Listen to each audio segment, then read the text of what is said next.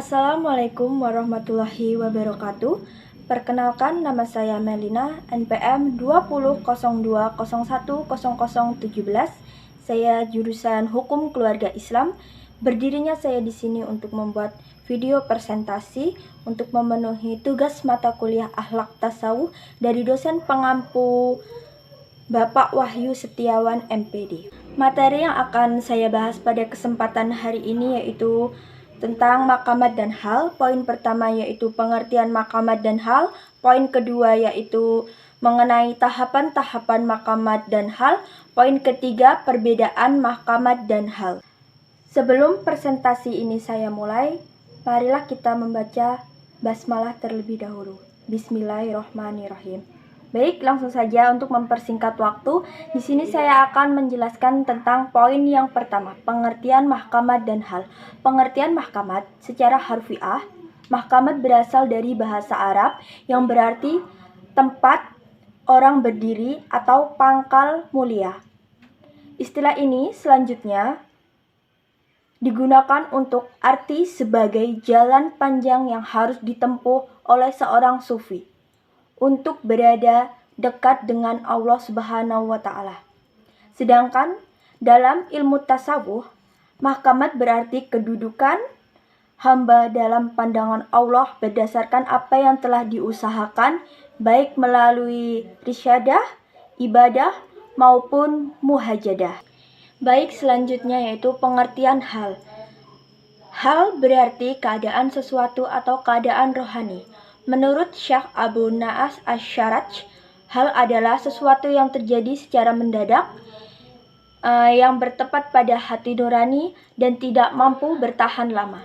Sedangkan menurut Al-Ghazali, hal adalah kedudukan atau situasi jiwa yang dianugerahkan Allah kepada seorang hamba pada suatu waktu, baik buah dari amal soleh yang mensucikan jiwa atau sebagai pemberian semata. Poin selanjutnya atau poin kedua yaitu tahapan-tahapan maqamat dan hal. Tahapan-tahapan maqamat yang harus ditempuh oleh seorang sufi untuk sampai pada Tuhannya di kalangan sufi tidak sama pendapatnya.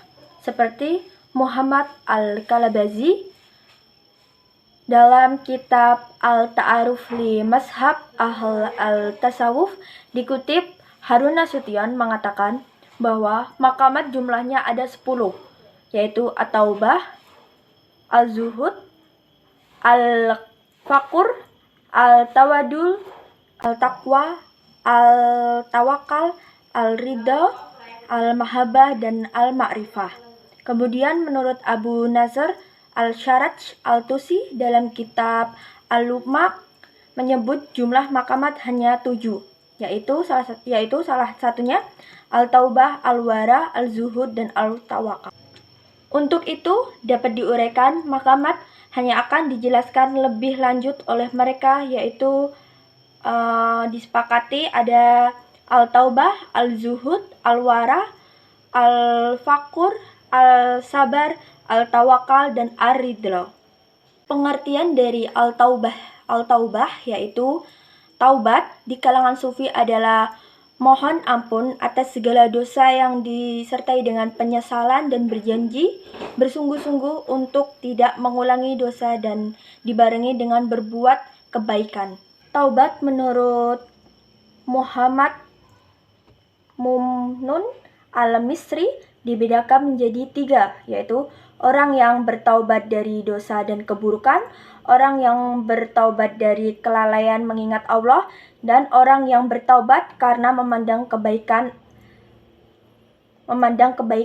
dan ketaatannya. Selanjutnya, zuhud. Secara emiatiologi, zuhud berarti ragaba an sya'in wa tarakoh. Artinya, tidak tertarik terhadap suatu dan meninggalkannya. Suhada fi ala dunya berarti mengosongkan diri dari kesenangan dunia untuk ibadah. Tahapan yang selanjutnya yaitu sabar. Sabar berarti tabah hati. Secara emiatiologi, sabar berarti keadaan jiwa yang kokoh, stabil, dan konsekuen dengan pendiriannya. Wara dalam pandangan sufi adalah meninggalkan segala sesuatu yang tidak jelas hukumnya, baik itu pakaian, makanan, maupun yang lainnya. Tahapan yang kelima yaitu adalah fakur, diartikan sebagai orang yang berhajat, sedangkan menurut pandangan sufi yaitu tidak meminta lebih dari apa yang telah ada pada dirinya atau pada diri kita. Selanjutnya yang keenam yaitu tawakal, berarti menyerahkan diri atau berserah diri. Yang ketujuh, ridho. Ridho yaitu tidak menentang kodo dan koda. Yang kedelapan, ma'rifah, berarti pengetahuan hakikat agama, yaitu ilmu yang lebih tinggi daripada ilmu yang didapat pada umumnya. Demikian tadi tahapan-tahapan mahkamat. Selanjutnya yaitu adalah tahapan-tahapan hal. Yang pertama, muqarabah. Muqarabah yaitu merasa selalu diawasi oleh Allah Subhanahu wa Ta'ala, sehingga mendorong manusia untuk selalu berbuat baik dan menjauhi larangannya. Yang kedua yaitu adalah khauf. Khauf adalah suatu mental yang merasa kurang baik pengabdiannya, takut dan khawatir Allah tidak senang kepadanya. Yang ketiga yaitu adalah tumakninah. Tumakninah adalah rasa tenang, tidak ada rasa was-was atau khawatir karena telah mencapai tingkat kesabaran jiwa yang paling tinggi.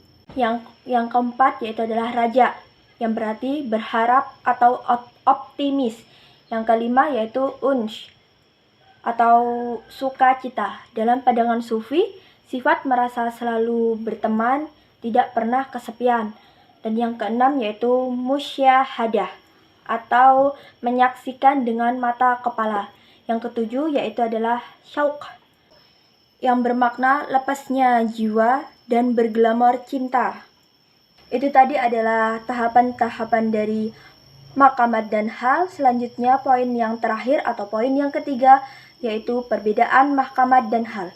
Mahkamat, satu, yaitu pelaksanaannya senantiasa berurutan, sedangkan hal adalah hidayah atau anugerah dari Allah Subhanahu wa Ta'ala, dan yaitu mahabbah, cinta.